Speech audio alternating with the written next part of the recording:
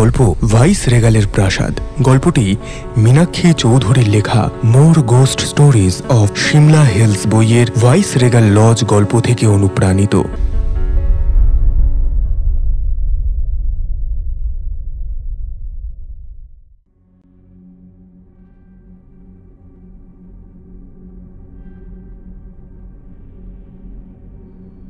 রাতে একা একা বাড়িটা ঘুরে দেখতে দেখতে হঠাৎই রাহুল দেখে এক ব্রিটিশ মহিলা হাতে প্রদীপ নিয়ে হেঁটে যাচ্ছেন সামনের দিকে। তাকে অনুসরণ করে যেতে গিয়েই সে বাগানের মধ্যে চলে আসে, কিন্তু তারপর সেই মহিলাকে আর দেখতে পায় না রাহুল। এমন সময় স্বর্ণ এসে তাকে বলে কেন সে একা একা বেরোচ্ছে বাইরে, এটা যে একদমই ঠিক কাজ করেনি সে। রাহুল বুঝতে পারে তার কথার অর্থ আর নিজের ভুলটাও বুঝতে পারে। তারপর তারা ফিরে এসে ঘরে ঘুমিয়ে পড়ে।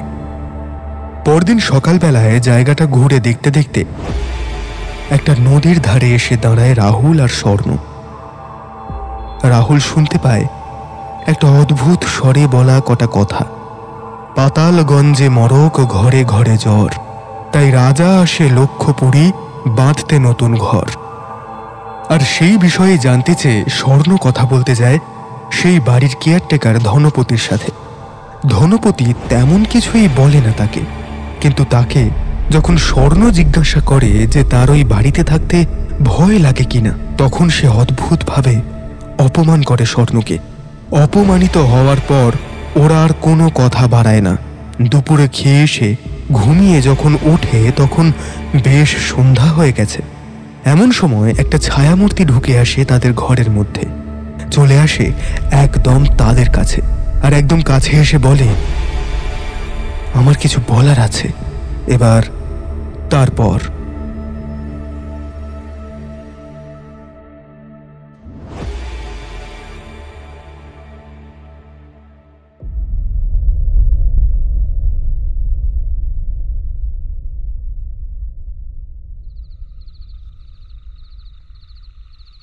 গলাটা শুনেই স্বর্ণ বুঝতে পারে এটা অন্য কারোর গলা নয়, বরং ধনপতির গলা। স্বর্ণর খানিক রাগ হয় তার গলাটা শুনে, তাও সে নিজের মনেই সেই রাগ চেপে বলে বসো ধনপতি, বসো। ধনপতি চেয়ারে বসলে এবার বলো কি বলতে চাও। ধনপতি বুঝতে পারছিল স্বর্ণ তার উপর বিশেষ খুশি নয়, স্পেশালি গত রাতে তার কথায় রূঢ় ব্যবহারের জন্য। কিন্তু স্বর্ণর থেকে আশ্বাস পেয়ে বলতে শুরু করে ধনপতি, আমার বউটা অকালেই চলে গেল। একমাত্র মা মরা মেয়ে আছে আমার, তাকে খাওয়াতে হবে, পড়াতে হবে, কিন্তু কিছুতেই তা ঠিক মতো পেরে উঠছি না। এই বুকে একটা কিরকম ব্যামো হয়েছে যেন। অল্প ভারী কাজ করলেই হাঁফ ধরে যায় বুকে, দম নিতে পারি না ভালো করে। কম বয়সেই এমন রোগ হলো যে এই পাহাড়ি অঞ্চলে করার মতো কোনো কাজই আমি তাই আর পাই না। এদিকে দিন দিন চারপাশে ধার দেনা বেড়েই যাচ্ছে। তখনই আমার শালা এসে আমাকে বলল এই কাজটার কথা। বলল ভালোই টাকা দেবে, খাওয়া দাওয়াও দেবে, কিন্তু এখানেই থাকতে হবে। আমি ভাবলাম এ আর এমন কি, রয়ে যাব না হয়, চারপাশে ধার দেনা তো মেটাতে পারবো। আর মা মরা ওই আমার একমাত্র মেয়েটাও একটু সুখের মুখ দেখবে। আর সেইটাই আমার কাল হলো। তারপর মেয়েকে সেখানে ওর মামার বাড়ির কাছে রেখে এসে আমি এখানে চলে এলাম। এখানে এসে তো একেবারে চমকেই যাই। এ তো দেখি বিশাল বাড়ি, কিন্তু আমি একা, আর কেউ নেই। কর্তারা সব কাগজপত্রে লেখাজোখা করে চলে গেল। এই তোমাদের মতো এখানে কেউ এলে তখন বড়বাবু আসে, আর কাগজপত্রে লেখালেখি করে আবারও চলে যায়। আর বাকি সারাক্ষণ আমি পড়ে থাকি একা, একদম একা।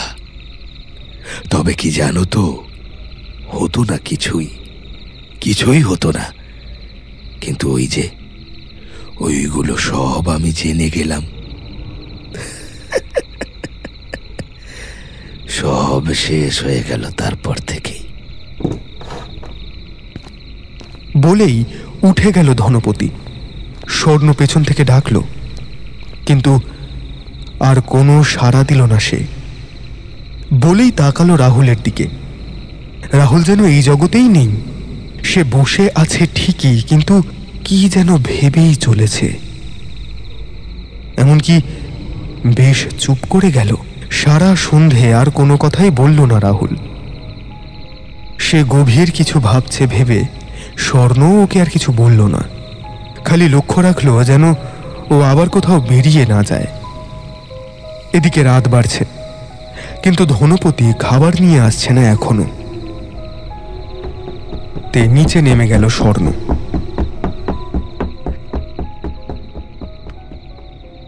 হ্যাঁ গো, তোমার মনটা কি খারাপ নাকি? এক মহিলা কণ্ঠ শোনা যায়। না, তেমন কিছু না। না মানে তেমন কিছুই নয়। মিস্টার লর্ড লাইটন সন্ধেবেলা আমোদ কক্ষে না গিয়ে পান না করে চুপ করে আলো নিভিয়ে ঘরে বসে আছেন। মানে এমনটা তো সচরাচর ঘটে না, তাই আর কি। না, সত্যি একটা জিনিস আমি ভাবছি জানো। কি? এক বৃদ্ধ আজ আমার গাড়ির সামনে হুট করেই চলে এলো। দু হাত তুলে বলল কি যেন আমাকে। মনে হলো যেন আমাকেই থামতে বলল। কি বলছো? মানে একটা নেটিভ তোমার গাড়ির সামনে চলে এলো আর তুমি গাড়ি থামালে? কি যেন ছিল একটা ওর ওই দুই চোখে, সেই যেন বাধ্য করলো আমাকে থামাতে। কি? আচ্ছা, তারপর? অনেক কিছুই বলল। নেটিভ ল্যাঙ্গুয়েজ তো, তাই কিছুই বুঝলাম না আমি। পাশে চৌধুরীকে বললাম একটু বুঝিয়ে বলতে সবটা। ও বলল এই লোকটার কথা তেমন গুরুত্বপূর্ণ কিছু নয়। তাহলে তুমি এখন কেন এত ভাবছো? না, চৌধুরী বলল না বটে, কিন্তু খুব অভিশাপ দিচ্ছিল যেন আমাকে সে, জানো তো, স্পষ্ট বুঝেছিলাম। সিরিয়াসলি একটা নেটিভকে নিয়ে এত ভাবছো কেন তুমি? হ্যাঁ সত্যি। আরে বাবা, ওরা তো আছেই এই কারণে। বাদ দাও তো, ওইসব কথা বাদ দাও। এই শোনো না, ভাইসরয় বাংলোটা এবার বদলাও না প্লিজ। এই জায়গাটা না একদম ভালো না। আমি তো ওই জন্যই ভাবছি অবজারভেটরি হিলে যাওয়ার কথা। হ্যাঁ, ওই নেটিভরা কি যেন বলে না, লোকীয় পরি নাকি হোয়াট এভার, যাই হোক। শোনো না, এই জায়গাটার থেকে না ওই জায়গাটা খুব সুন্দর, খুব ভালো। এখানে পরপর এত লোক মরছে, ও মাই গড। এই টাইফয়েড আর জ্বরের জন্য লাইটন, আমার মনে খুব ভয় হচ্ছে গো। কিন্তু লেডি লাইটন যদি বলে, তখন আমাকে তো করতেই হবে। কথাটা বলেই লর্ড লাইটন জড়িয়ে ধরে লেডি লাইটনকে। মুহূর্ত গভীর হয়ে ওঠে একান্তে। একজোড়া ঠোঁট নেমে দখল করে নেয় আরেক জোড়া ঠোঁট দুটিকে। কিন্তু ঠোঁট দুটো যখন ছাড়া পায়, তখন সম্পূর্ণ অন্য এক দৃশ্য, অন্য এক ঘটনা। এরা যেন তখন অন্যজন। কোনো মিল নেই সেই মুখের মধ্যে। মহিলা ব্রিটিশ, কিন্তু পুরুষ ভারতীয়। হঠাৎ একটা ভারী গলায় চিৎকার, হাউ ডেয়ার ইউ! তারপর হঠাৎই চিৎকার, রাহুল! স্বর্ণর গলায় শোনা যায় এই তীব্র ডাক। সেই ডাক সবকিছু কাঁপিয়ে দিচ্ছে যেন। মুহূর্তেই তন্দ্রা কেটে যায় রাহুলের। আসলে চোখটা খানিক লেগে গিয়েছিল ওর। তারপর আবার শুনতে পায় সেই চিৎকার। রাহুল! ডাকটা নিচের দিক থেকে আসছে বলেই মনে হলো। তাই ছুটে নিচে নেমে যায় রাহুল।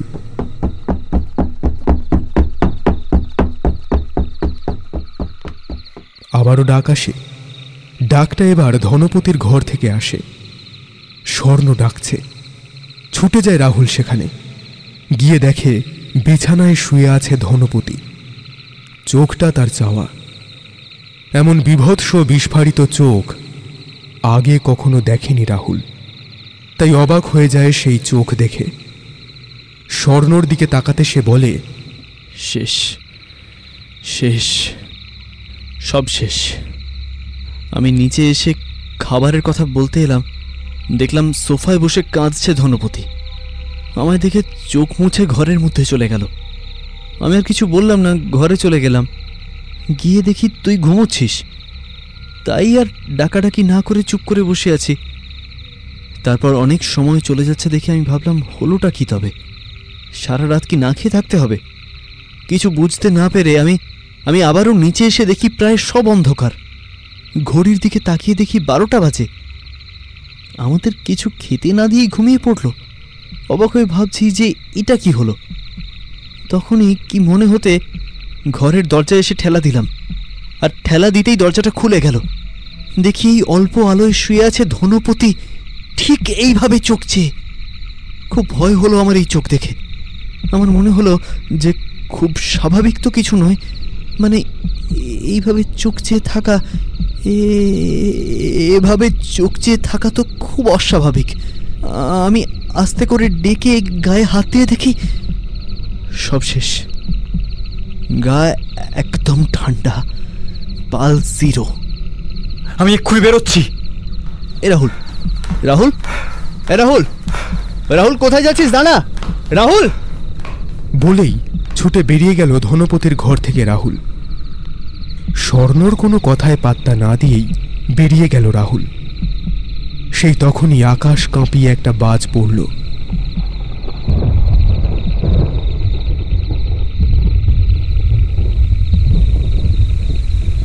কি করবে, কোথায় যাবে, কিছুই বুঝে উঠতে পারছে না স্বর্ণ। তার মাথা কাজ করছে না। এর মধ্যেই ঝোড়ো হাওয়া দিতে শুরু করলো হঠাৎ।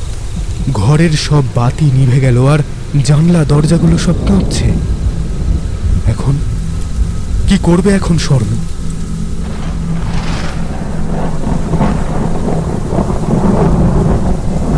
একদিকে এই ঘরের মধ্যে ধনপতিদার মারা যাওয়া, আরেকদিকে এই পাগলের মতো আচরণ রাহুলের। এখন কি করবে সে? তিওয়ারিজিকে জানাবে এখন, নাকি রাহুলকে খুঁজবে?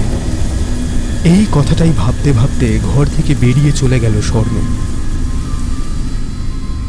তারপর রাহুলকে খুঁজতে খুঁজতে স্বর্ণও বেরিয়ে যায়।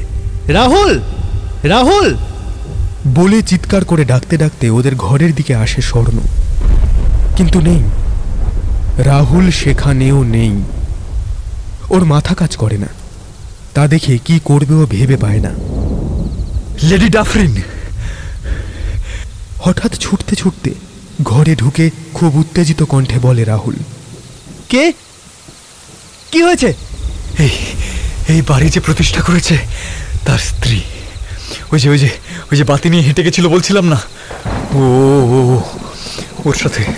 ওর সাথে খুব খারাপ কিছু একটা হয়েছে। কি করে জানলি? আমি স্বপ্নে দেখেছি, কিন্তু সবটা না। আমাকে সমস্তটা জানতে হবে, জানিস তো। আমার মনে হচ্ছে স্বর্ণ, আমরা শেষটার খুব কাছাকাছি চলে এসেছি। আমরা এবার সমস্তটা জেনে যাব। কিন্তু জানবি কি করে তুই? ওই বৃদ্ধ, ও সব বলবে আমাকে। ও সমস্তটা জানে। হ্যাঁ, ও সব জানে, ও সব বলে দেবে আমায়। আচ্ছা সে নয় বলবে, কিন্তু এখন পাবি তাকে কোথায়? ওই নদীর ধারে, ওখানেই ও আছে। আমি এখন অনেকটা বদলে গেছে বলে সমস্তটা চিনতে পারিনি সকালে, কিন্তু এবার আমাকে যেতেই হবে। আচ্ছা বেশ, তবে কাল সকালে যাব। কাল নয়, এক্ষুনি, আজ এক্ষুনি। এখন এই অবস্থায়, তার উপর বাইরে তুমুল বৃষ্টি আর ধনপতির এরকম অবস্থা, এর মধ্যে? তুই বুঝবি না আমার মাথার ভেতরে কি হচ্ছে। কিচ্ছুতে তোর পক্ষে বোঝা সম্ভব নয়। আবার একটা গোটা রাত, মানে আবার একটা বিভীষিকা। না না না না না, আমার জন্য এটা একটা বিভীষিকাময় রাত। তুই বুঝবি না। বেশ, তুই যাবি না তো? ঠিক আছে, আমি একাই চলে যাচ্ছি। চল, তোর সঙ্গে এখন তর্ক করার কোনো মানেই হয় না। চল।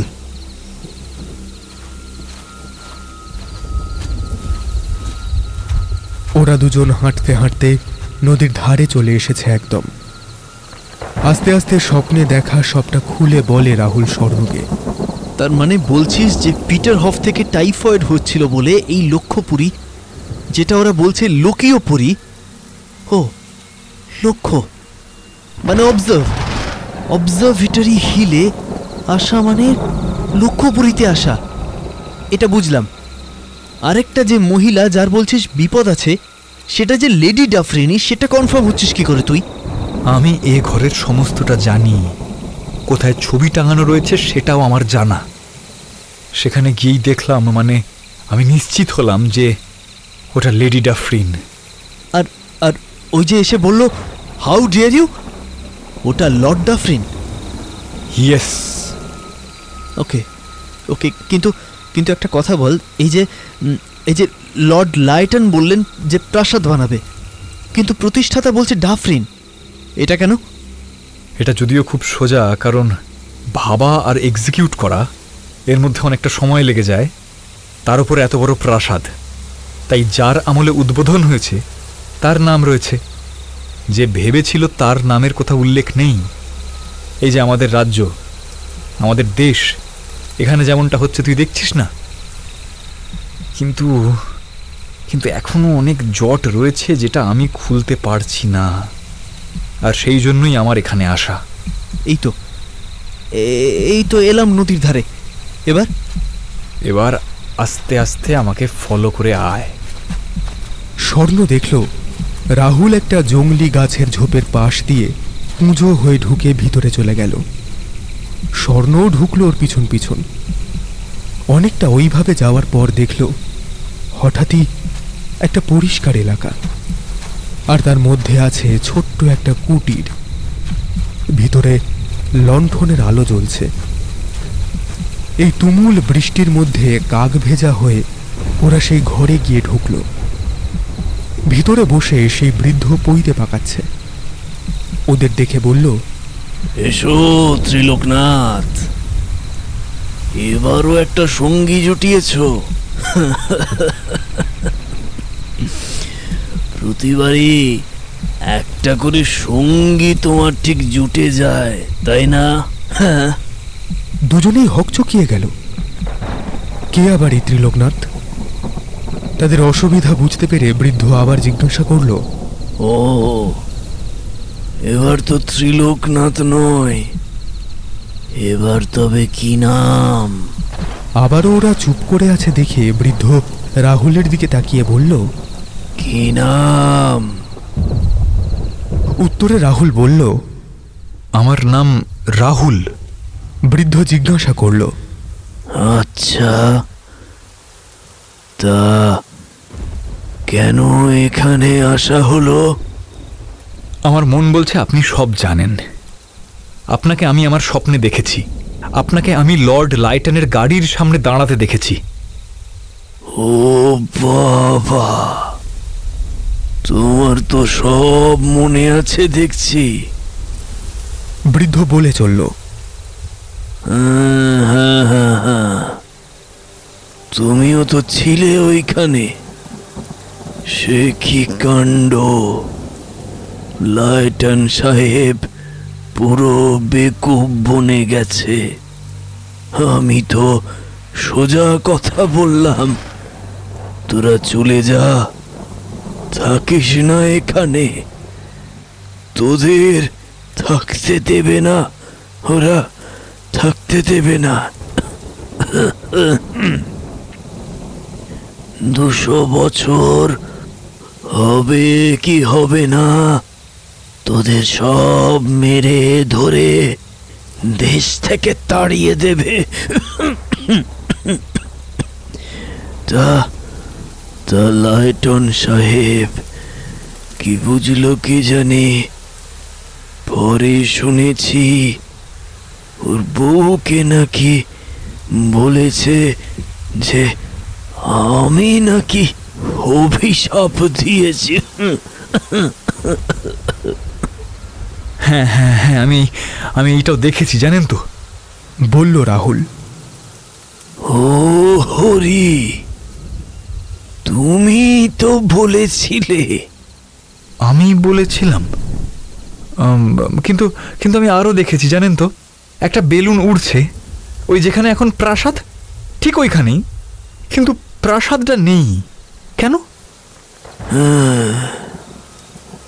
বোঝো, তা না হলে থাকবে আর কোত্থেকে? বৃদ্ধর কথা কিছুই বুঝতে পারল না রাহুল, তাই জিজ্ঞেস করল, বুঝতে পারছি না, একটু খুলে বলুন না। এবার বলা শুরু করল বৃদ্ধ। আরে বাবা, তুমি তো বলেছিলে যে খুব নাকি জ্বর জ্বালা হচ্ছে, তাই লেডি লাইটন নাকি খুব জেদ ধরেছে বাসা বদলানোর জন্য। হ্যাঁ হ্যাঁ, সেইটা আমি দেখেছি। ওই তো তা সেই জন্যেই তো লাইটন সাহেব এসে এই আমাদের টিলার ওপর দাঁড়িয়ে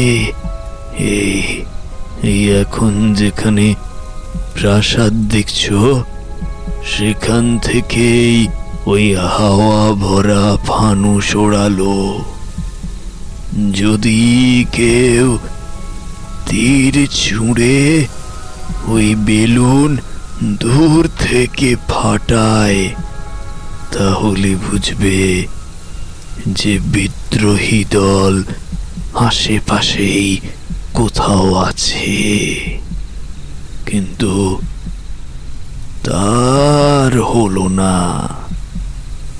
লাইটন সাহেব নিশ্চিত হলো যে আশেপাশে কেউ নেই। তখন ঠিক হলো যে এখানেই প্রাসাদ হবে।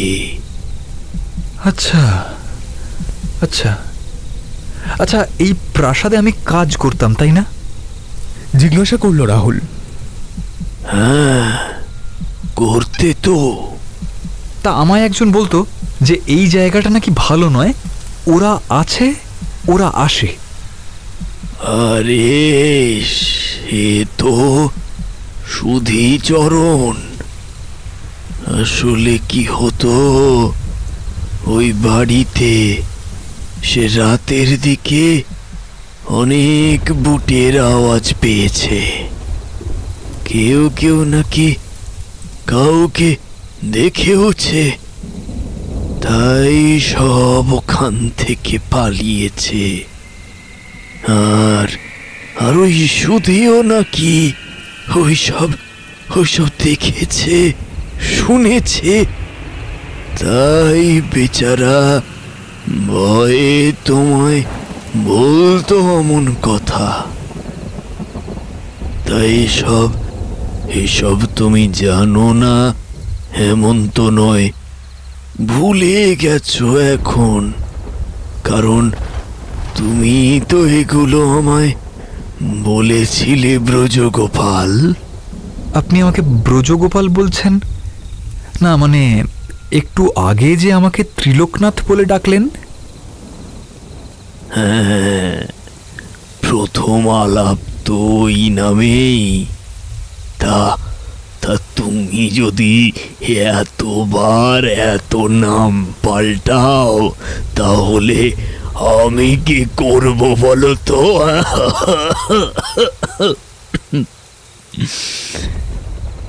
মানে ঠিক বুঝলাম না। আরে এই যে এবার আবার কি নতুন নাম নিয়ে এসেছো, রাহুল না কি জানো? হ্যাঁ মানে সে তো এই জন্মে, মানে আমার এই সময়ের নাম রাহুল। ওই তো সেই একই কারণেই তো আগে ত্রিলোকনাথ আর তারপরে আবার ব্রজগোপাল। কি বলছেন? মানে আপনি বলতে চাইছেন আমার স্মৃতিতে একবারের নয়, দুবারের পুনর্জন্মের কথা রয়ে গেছে। হ্যাঁ, একদমই তাই। যখন লায়টন সাহেবের সামনে, তখন ত্রিলোকনাথ, আর যখন সুধীচরণের সঙ্গে তোমার কথা হয়, তখন তুমি ব্রজগোপাল। আর মজার কথা কি জানো, দুবারই তুমি সাহেবের বাড়ি চাকরি করতে। দ্বিতীয়বার তো জানোই, এমনকি প্রথমবারেও করতে। ওই জন্য লায়টন সাহেবের বাড়ির কথা তুমি আমায় বলতে, লুকিয়ে লুকিয়ে, আবার আবার ওদের ভাব ভালোবাসা দেখতে। বুঝলাম বুঝলাম, কিন্তু কিন্তু আমি লর্ড ডাফরিনকেও তো দেখেছি। লর্ড ডাফরিনের কথা শুনেই পিঠটা এবার সোজা করে বসলেন বৃদ্ধ। বললেন, সেই কথাও মনে আছে তোমার? না, খুব বেশি না, ওই টুকরো টুকরো কিছু। বৃদ্ধ বলতে শুরু করলো, ডাফরিন সাহেবের বউ মানে মানে লেডি ডাফরিন এক ভারতীয় কর্মচারীকে ভালোবেসে ফেলে। আসলে লায়টন ছিল যতটাই ভালো, এই সাহেব ততটাই খারাপ। বউকে মারত বলেও শুনেছি। তাই সেই সময়ে এক কর্মচারীকে খুব আপন করে বসে।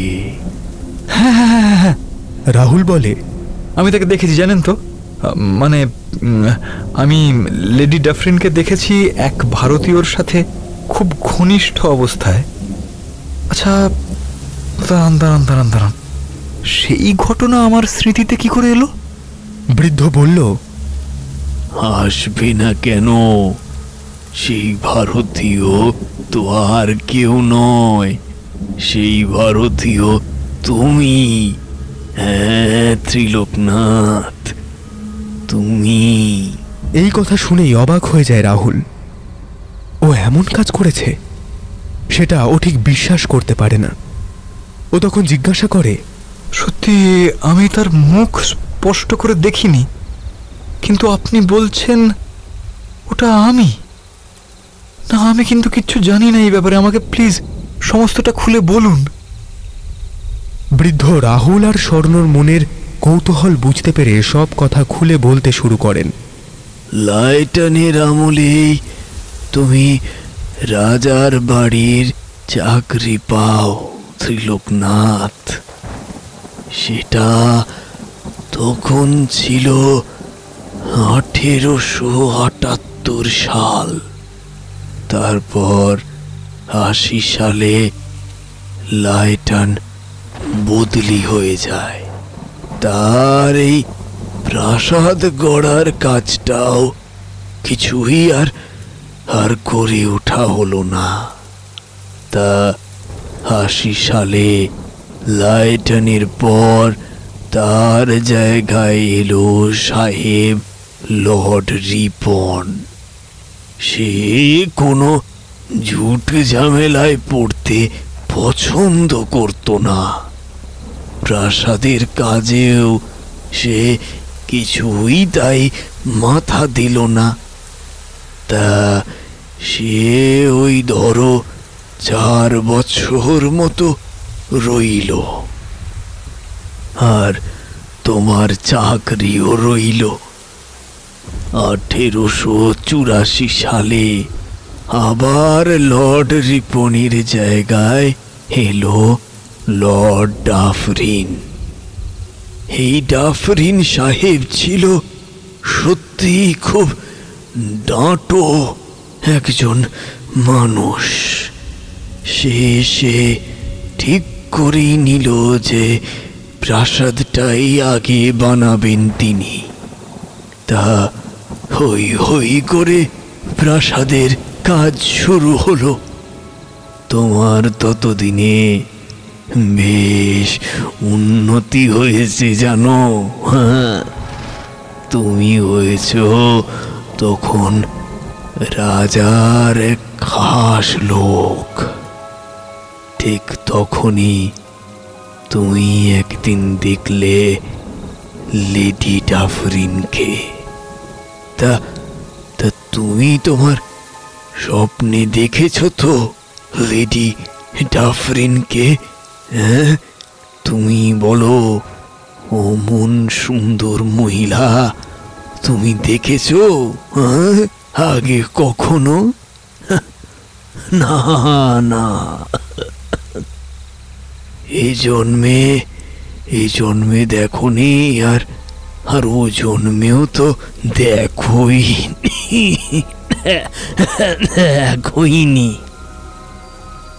তা তোমার মাথা ঘুরে গেল লেডি ডাফরিনের সেই রূপ দেখে। এবার ইঙ্গিত কিন্তু তুমি ও তরফের থেকেই পেয়েছ। নিজেরা গিয়ে আগ বাড়িয়ে ব্রিটিশদের ইঙ্গিত দেব, অত সাহস ও যুগে আমাদের কারোর মধ্যেই ছিল না। তাই কে আর লর্ডের লেডিকে যেচে পড়ে ইঙ্গিত দেবে বলো তো?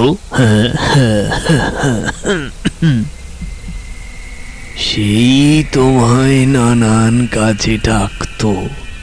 আর জানোই তো, মেয়েরা, বিশেষ করে একা মেয়েরা, একটা অবলম্বন খোঁজে সব সময়। এই জন্মেও তো দেখছো, তা নয় কি? তা সে তোমাকে আঁকড়ে ধরলো একদম।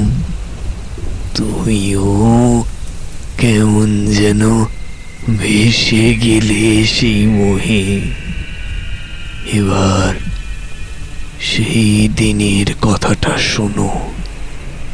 আমি একদম তোমার থেকে যেমন জেনেছিলাম সেই বয়ানেই বলছি।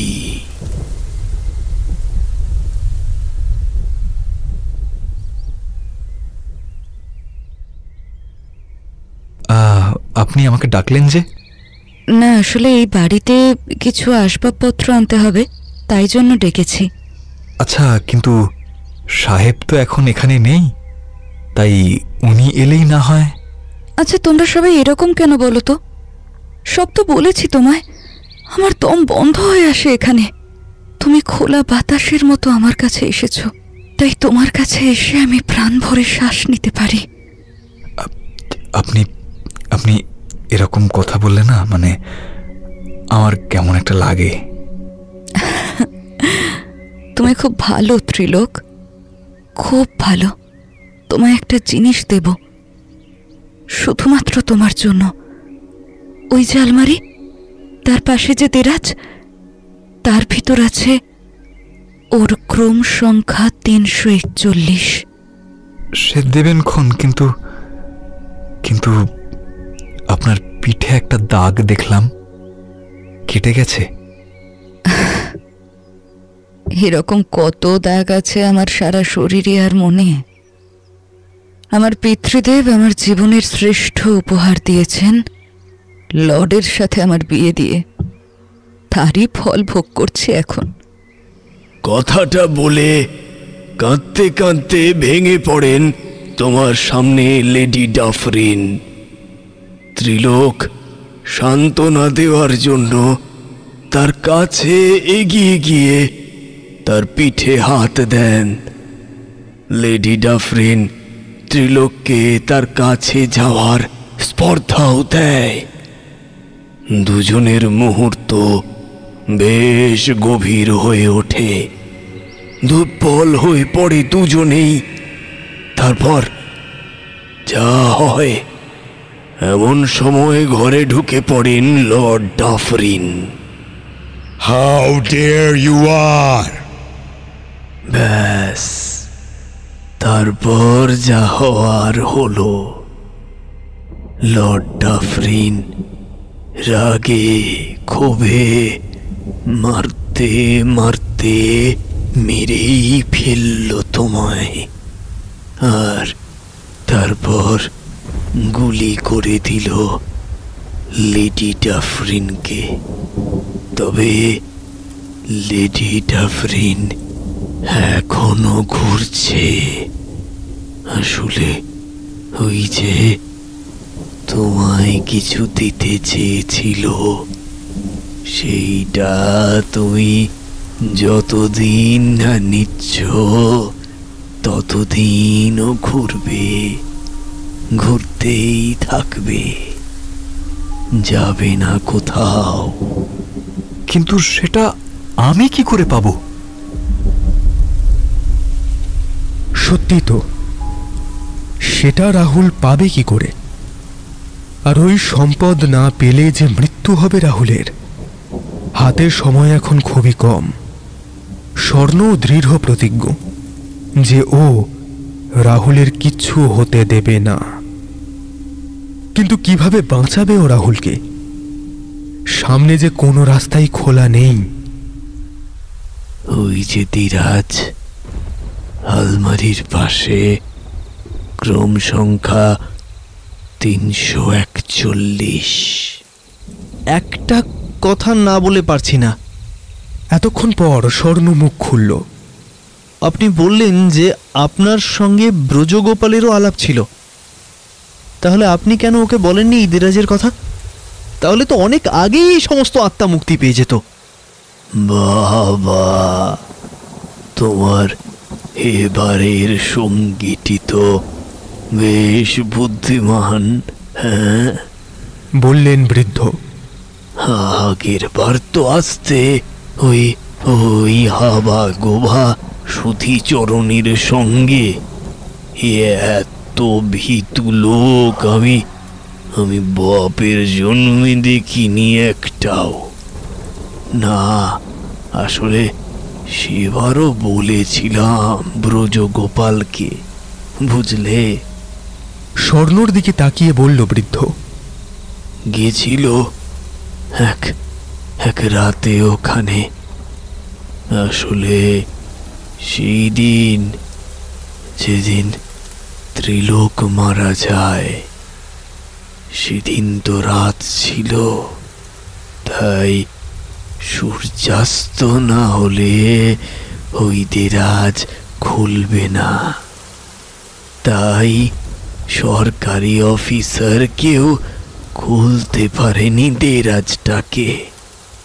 তাই রাতে যেতে বলেছিলাম ব্রজগোপালকে, আর সেটাই ওর জন্য কাল হলো। আসলে লর্ড ডাফরিন আছে তো এখনো এখানে। ও কিছুতেই নিজেকে মুক্তি দেবে না, আর লেডি ডাফরিনকেও মুক্ত হতে দেবে না। ব্রজগোপাল গিয়ে ধীরাজে একটা হাত দিতে না দিতেই একটা বাজ পড়লো খুব জোরে।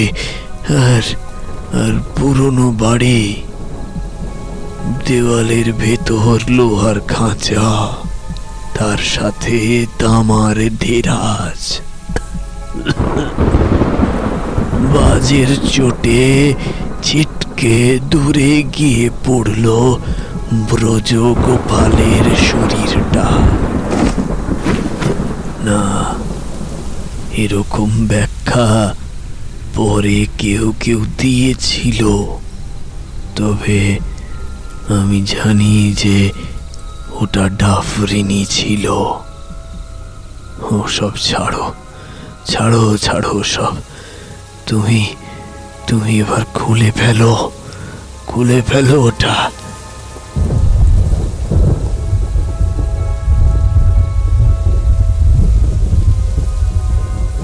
এমন সময় হঠাৎ একটা জোরে বাজ পড়ল। এত কিছু শুনে ওই দুর্যোগের রাতের মধ্যে আবারও ওই দেরাজে হাত দেওয়া, এই ভেবেই মনটা ভয়ে কুঁকড়ে ওঠে। মুখ চাওয়াচাবি করতে লাগলো স্বর্ণ আর রাহুল। আরে বাবা, ভয় নেই। সেবার আমি জানতাম না, এবারে তোমাদের সব জেনে শুনেই পাঠাচ্ছি। আসলে এক রাতে একজনের বেশি কাউকে মারতে পারবে না সে। এ রাতে তো ধনপতিকেও মেরেছে সে। হ্যাঁ, ওই তোমাদের সব কথা বলতে এসেছিল। আর ধনপতি তাই, ওর তো ভয় সব জেনে যদি দেরাজ ভেঙে দেয় কেউ। যদিও কিছুই জানতো না, সাধে কি আর বলে পাগলা সাহেব। তাই জন্য বলছি, এ রাতে ও তোমাদের মধ্যে কাউকেই মারতে পারবে না। তাই সুযোগ আজই। যাও, আর দেরি করো না, যাও।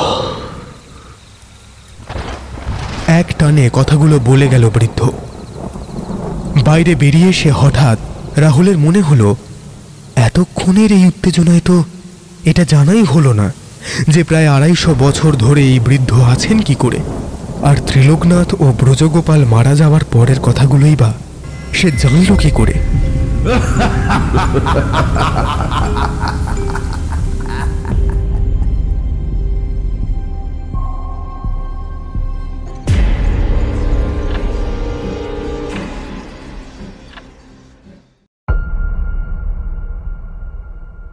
ওই যে দিরাজ, আলমারির পাশে ক্রম সংখ্যা 341 গিয়েছিল এক রাতে ওখানে।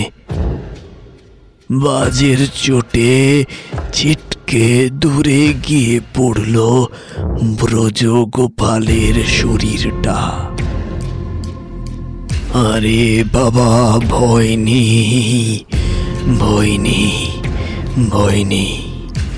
সেবার আমি জানতাম না, এবারে তোমাদের সব জেনে শুনেই পাঠাচ্ছি।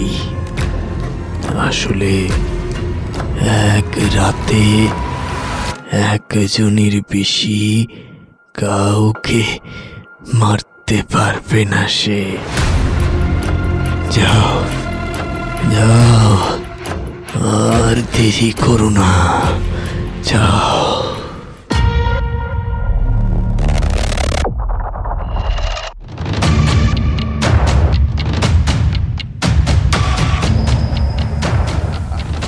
এমন সময় একটা সমবেত হাসির আওয়াজ এলো পেছন থেকে। পিছন ফিরে রাহুল আর স্বর্ণ দেখল একসাথে 3টি মূর্তি, একটা বৃদ্ধ আর বাকি দুটোই রাহুল, কিন্তু পোশাক আশাক বড়ই সেকেলে ধরনের। একজনের একটু কম আর একজনের একটু বেশি, তবে পোশাক আশাক বা চুল বেশ পরিপাটি করে রাখা। তার মানে এরাই হলেন ত্রিলোকনাথ আর ব্রজগোপাল। ওরা হাসছে, খুব হাসছে। হঠাৎই এমন সময় একটা বাজ পড়ে, আর ওদের চোখ বন্ধ হয়ে যায় বাজের রিফ্লেক্সে। চোখ খুলেই দেখে সেখানে আর কেউ নেই।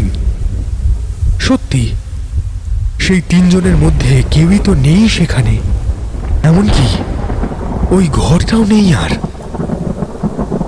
ওরা দুজন ঘন ঝোপঝাড়ের মধ্যে দাঁড়িয়ে থাকে।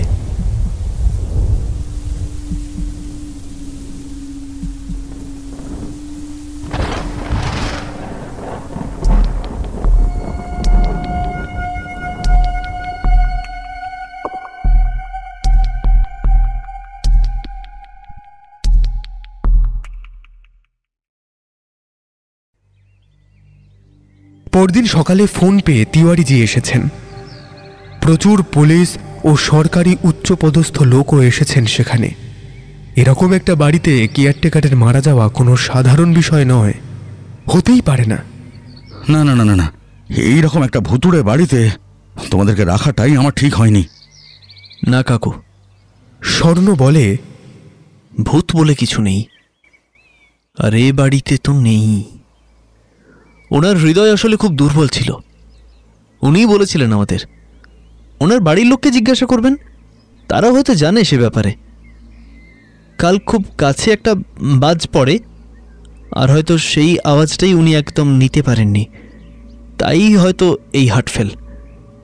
এ বিষয়ে আমার খুব বেশি পড়াশুনো নেই, কিন্তু অল্প বিস্তর কিছু জানি। দেখবেন পোস্টমর্টেমেও সেই রিপোর্টই আসবে। এই বাড়িতে ভূত ছিল না, আর কোনোদিন থাকবেও না। ছিল না এ কথা সত্যি নয় হয়তো, কিন্তু আসবে না এ কথা নিশ্চিত। কারণ কাল রাতে ওরা দুজন মিলে দেরাজ খুলে সেই গুপ্ত সম্পদ নিয়ে এসেছে। সেই ক্রম সংখ্যা 341। পান পাতার আকৃতির হাতের তালুর সমান মাপের একটা সোনার ফলক, সেইটা মাঝখান দিয়ে খোলা যায়, আর খুললেই দুটো পান পাতার আকৃতির জানলার মতো পাল্লায় দেখা যাবে হাতে আঁকা দুটো সুন্দর ছবি। একটা লেডি ডাফরিনের আর একটা রাহুলের ছবি, ধরি ত্রিলোকনাথের ছবি। তিওয়ারিজিকে কথাটা বলে রাহুলের দিকে তাকিয়ে হাসে স্বর্ণ। রাহুল তখনও হাসছে। খুব ভালো লাগছে এখন রাহুলকে দেখে স্বর্ণর। আর কিচ্ছু হবে না ওর, কোনো দিনও না। সবটা জেনেও যখন ওর মাথা একদম ঠিক আছে, তখন স্মৃতি লোপ পাওয়ার আর কোনো সম্ভাবনাই নেই। খালি এই ঘটনাগুলো গল্পের মতো রয়ে যাবে ওর স্মৃতির পাতা জুড়ে। মাথাটা একদম হালকা লাগছে তাই রাহুলের। ছোট থেকে কত ডাক্তার দেখিয়েছে সে, মাইগ্রেন, সাইনাস, কত কিছুই কোনো দিন ধরা পড়েনি, আর মাথা ব্যথাটাও সারেনি। এখন সব সব হালকা লাগছে। ওর শরীর, ওর মাথা, ওর মন, ওর সব। আর এই সবই সম্ভব হয়েছে স্বর্ণের জন্য। কেন যে আগে বলেনি ওকে? তারপর ভাবে, তবুও যে ভাগ্যিস বলেছে। আজীবন চেপে গেলে আজীবন তাকে এই দুর্ভোগ সইতেই হতো। এই জন্যই বলে, কথা বলো, সত্যিকারের বন্ধু খোঁজো, আর তার সাথেই বেশি বেশি করে কথা বলো। এইখানেই শেষ হলো ভাইস রেগালের প্রাসাদ। এইরকমই আরো ভৌতিক গল্প নিয়ে আমরা আবারও আসবো খুব তাড়াতাড়ি।